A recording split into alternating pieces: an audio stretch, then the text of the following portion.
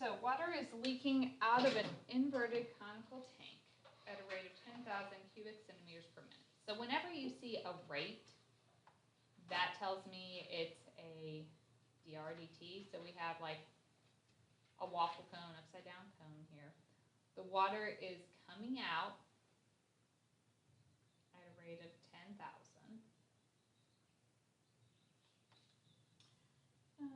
At the same time that water is being pumped into the tank at a constant rate. So I don't know how fast it's coming in. I'm going to call that C. So it's coming in, coming out. Overall, cubic, anytime you see something cubed, what are we referring to? Volume. So it's cubic centimeters per minute, so that's the dV dt. The overall volume, you have water coming in and going out. So the overall volume will be what's coming in minus the 10,000 coming out. That's how our volume is changing. The tank has a height of 6 centimeters and the diameter at the top is 4 centimeters. So we know overall this thing is 6. If the diameter is 4, that means the radius is 2. All right, units all line up so far, everything's centimeters, so we're good there. If the water level is rising at a rate of 20 centimeters per minute, so rising is positive, that would be how the height is changing. So dH dt is 20 at the moment when the height is 2. Now, is the height always 2? No, it's changing, so I can't plug that in until after the derivative. Find out the rate at which the water is being pumped into the tank. So we're looking for C. So we're talking about volume. Volume of a cone is 1/3 pi r squared h. I would give you that formula on the final. Here's the issue. We have V, we have H, and we have information about those. But my formula has R, and is there any mention of R up here? No. If I do the derivative right now with that R in there, I'm still going to end up with an R, I'm going to have a dr dt, and I'm going to have to work all of that out, and I don't have the information to plug in. So we're trying to get rid of that R. Here's what we know. The overall cone at a height of 6 raised to 2. So think about similar triangles. The height and the radius are always going to be related. So you could say like 6 over 2 equals h over r. So 6r is equal to 2h, so the radius is 1/3 the height. Using similar triangles. Make sure you're fixing anything if you have mistakes here. Are we okay with that?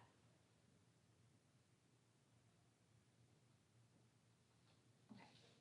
So if we plug in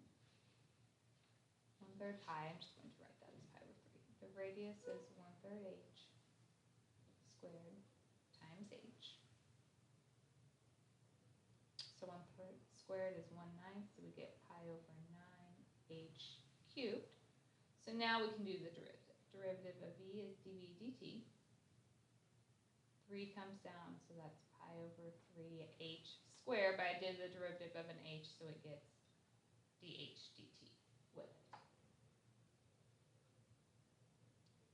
Then we can plug in all of our stuff. dv dt was c minus 10,000. Our h was 2 at the moment we're looking for, and the dh dt was 20. So 2 squared is 4 times 20 is 80, so we get 80 pi over 3. You'd have to add over that 10,000. I think on my answer key I wrote it both ways. If you left it like this, which is what you would have to do on the final since you don't have that calculator, it is how the volume was changing, so it'd be cubic centimeters per minute. Or if you plug that in, it gives you like 10,027.9. So either way of writing that is fine. Okay, so question 8 tells us, y is the square root of 3 plus x squared.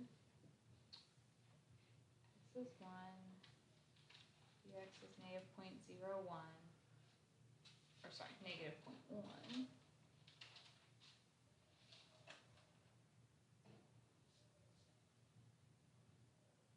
And we are looking for the dy.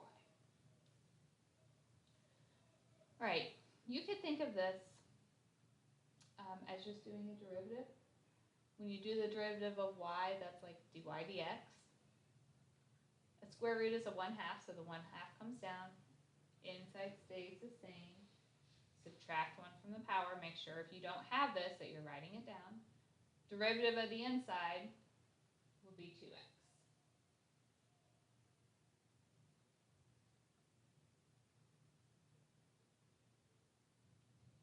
So 1/2 times 2x, that just gives us x times 3 plus x squared to the negative 1/2. We are looking for dy. So what we can do is multiply over the dx. If you want, you could even rewrite this to make it easier to plug in. A negative power puts it on the bottom. A 1/2 is a square root. So dy is equal to this. So then we plug in. X is 1. If I put in a 1 here, I get the square root of 4. Dx is negative 0.1. So 1 over the square root of 4, 1 over 2, that's 0.5 times negative 0.1 gives us negative 0.05.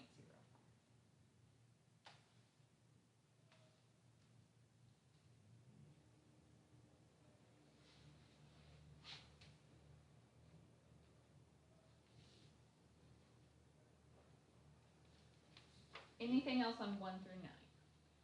This is good. I'm sorry. No, go.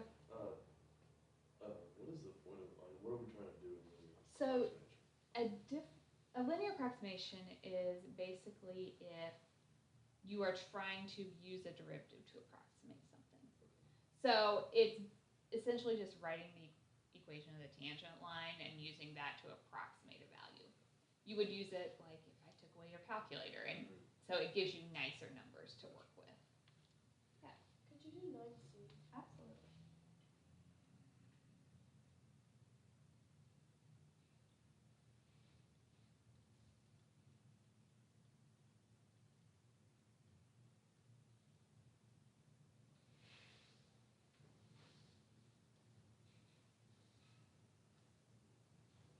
Okay.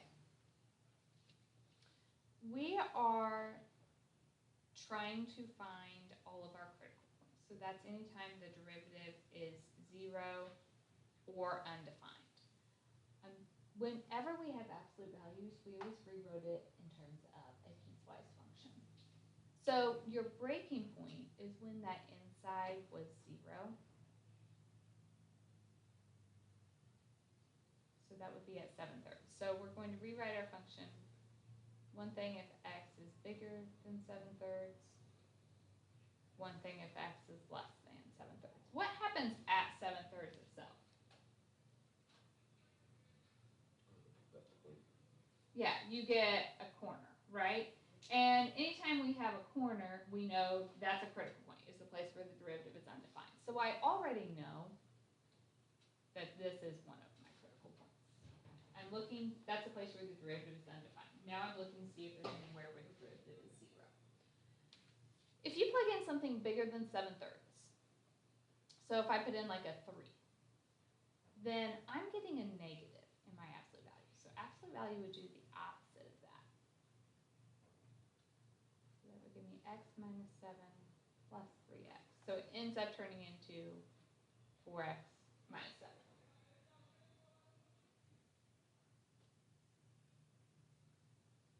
If I put in something less than 7/3, so maybe a 0, I'm getting a positive, so the absolute value doesn't do anything. Well, I wrote, so never mind. We just have the function would look like this. Combine like terms, so we get a negative 2x plus 7. So that's the case if you plug in something less than 7/3.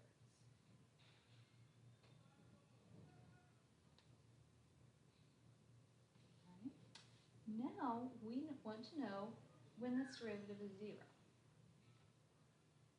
So if you do the derivative of the top, you just get 4. bottom, you get -2. That also shows us that it doesn't exist at 7/3 because the left and right don't match up. So is there anywhere where this is 0? No. So when we go to test this, we have a single critical point. This is it because our derivative is never 0. So now if I want the maximums and minimums, we have to test our endpoints, which we had 1 and 5, as well as the critical point. What would happen if I had a critical point of like 7? It wouldn't matter because I'm only looking between 1 and 5. Okay. You're plugging these into the original. So if I put a 1 into the original problem, I get 1 plus 7 minus, the absolute value of 7 minus 3, so 1 plus 4 is 5. If I put in a 7/3, I get 7/3 plus 0, which is 7/3. If I put in a 5, I get the absolute value of -8, so 8 plus 5 is 13. So this is my highest y value, so that's the absolute max. This is my lowest y value, so that's my absolute min. Remember, you're looking at the highest and lowest points that it's equal to.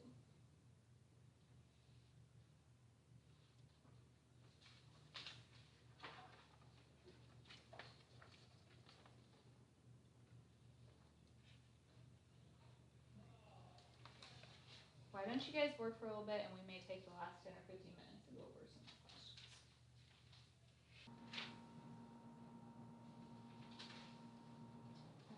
So these graphing questions, remember, there's a lot to them. They're worth a lot of points. There's a lot of steps. I would tell you all the things that you needed to find, but you would have to be able to get to each piece. So our ultimate goal is to draw a graph. But to do that, we have to do all these different things. So vertical asymptote is what makes the denominator 0. If you set the bottom equal to 0, you get plus and minus the square root of -4, which is 2i. Can we graph that? No. So that means in terms of our graph, there is none. To find the horizontal asymptote, we have to do the limit as x approaches both positive and negative infinity. As long as you don't have like a square root or an absolute value, these things should be the same. So if I just wanted to do them at once, you can. Otherwise, you do 2 separate problems. Remember, our strategy was we could divide everything by the highest power of x. So I could take top and bottom times 1 over x squared. And if I do that,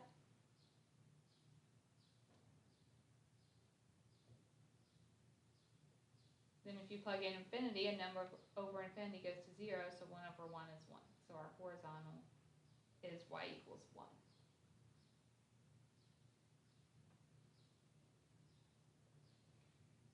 I know that much on my graph. No vertical asymptote, horizontal is at 1. Next thing I ask for is increasing, decreasing.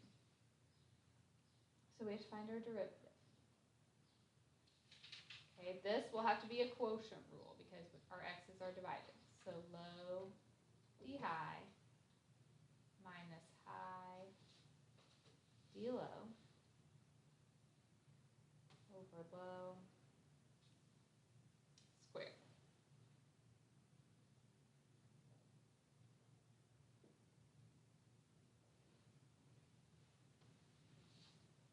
So if we multiply everything out, we get the derivative to be 16x over x squared plus 4 squared. Critical points are anywhere this is 0 or undefined. Undefined is when the bottom is 0. Does the bottom ever equal 0? No. What makes this entire thing equal 0? If you set the top equal to 0, you get 0. So really our critical points are essentially top and bottom equal to 0. All right. So then, to find the next step, increasing, decreasing, we do a sign line. So 0 is where it might change. Remember, if you have a vertical asymptote, that will be another critical point, so you'd have to put that on your sign line as well. Then we test to the left and the right. So if I put in maybe a -1 and a +1, I am plugging those into my derivative. So if I put in a -1, I get a -16 over a positive, so a negative over positive is negative.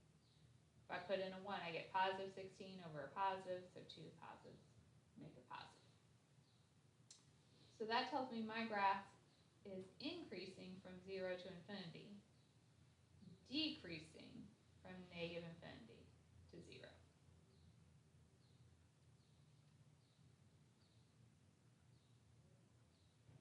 From that, we can find our max or min. If our graph goes from decreasing to increasing, what did we just find?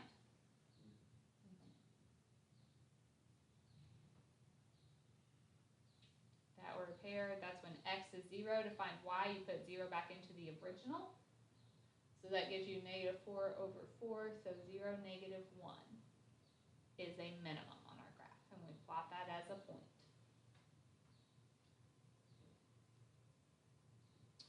All right, so now we kind of know something about a graph. We know it's falling, hitting that point, coming back up.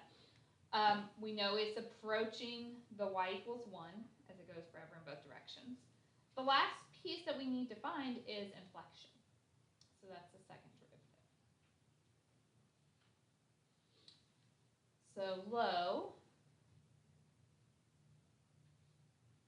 and I'm doing that of my first derivative, d high, derivative of 16x is 16 minus high, d low, so derivative of the bottom. You can bring down the 2, inside stays the same. Subtract 1 from your power, so it's just to the first, times the derivative of the inside, which is a 2x, over low squared. So x squared plus 4 squared was my bottom. If I square it again, it's now 2 and 4.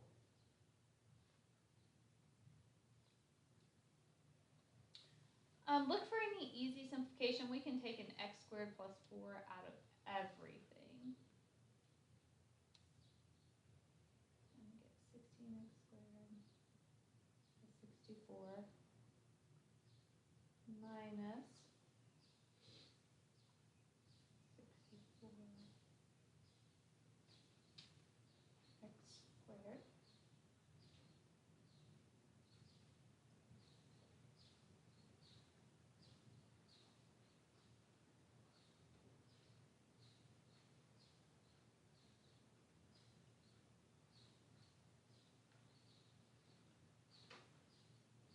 All right, inflection points are anywhere this is 0 or undefined. We have already established it's never undefined because x squared plus 4 doesn't equal 0.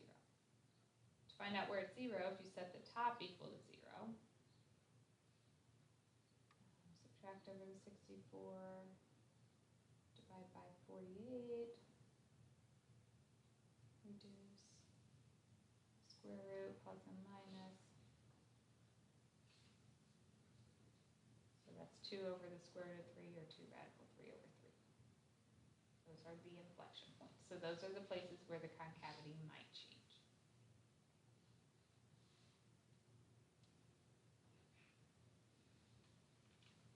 All right, test points. We need something smaller, so maybe like a -2, in between, maybe a 0, and bigger. And I'm plugging those into my second derivative.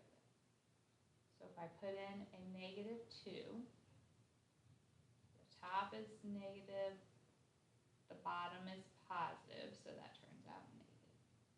If I put in 0, top is positive, bottom's positive, so that's positive. Put in 2, the top's negative, the bottom's positive, so negative. So that tells me it's concave down from -infinity to -2 radical 3 over 3, and from 2 radical 3 over 3 to infinity. It's concave up in between.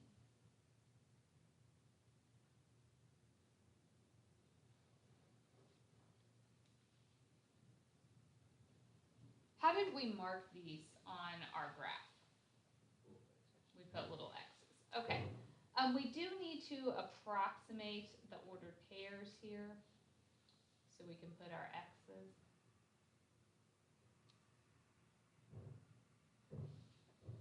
To get the actual ordered pairs, you are plugging that back into the original.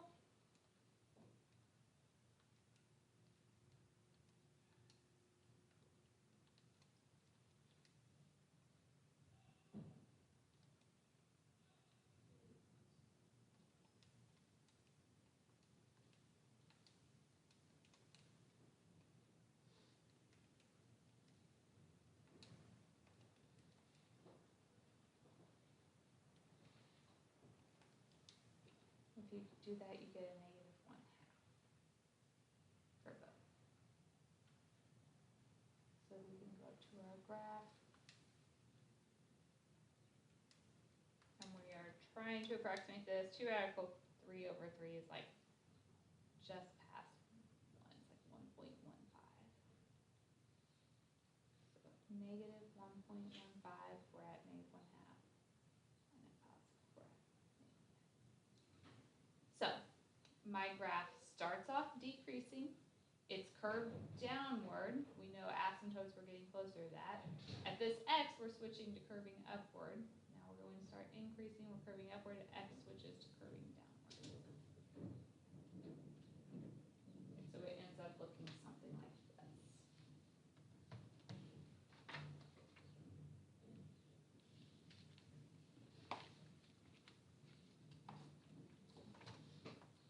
So guaranteed to have something with these graphing ones on your final. Probably not multiple ones because it's a big chunk. That's like one whole page of the final, so probably just one of them. But I gave you a couple on here, 12 and 13, to practice that. Anything else with our last few minutes?